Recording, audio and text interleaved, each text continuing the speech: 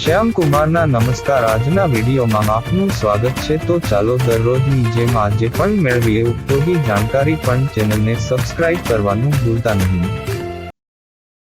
રવિવારે મોડા ઉઠવાથી ઘણી બાબતો પર અસર થઈ શકે છે, જે નીચે મુજબ છે।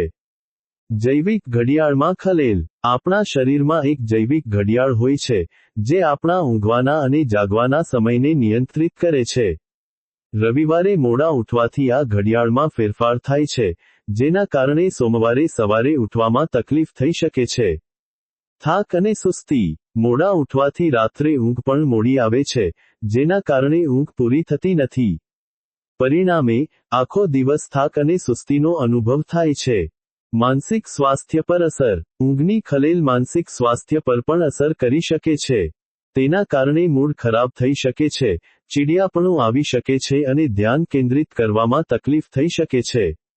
સામાજિક જીવન પર અસર। મોડા ઉઠવાથી દિવસ મોડો શરૂ થાય છે, જેના કારણે સામાજિક પ્રવૃત્તિઓ માટે ઓછો સમય મળે છે, જેના કારણે સામાજિક જીવનમાં ખલેલ પહોંચી શકે છે। આળસમાં વધારો। મોડા ઉઠવાથી આળસમાં વધારો થઈ શકે છે, જે આખા દિવસના કાર્યમાં અડચણરૂપ બની શકે છે। સમયનો અભાવ। મોડા ઉઠવાથી દિવસ મોડો શરૂ થાય છે, જેના કારણે કામ માટે પૂરતો સમય મળતો નથી। જો કે, ક્યારેક આરામ કરવા માટે થોડું મોડું ઉઠવું જરૂરી છે, પરંતુ તેને નિયમિત આદત બનાવવી યોગ્ય નથી।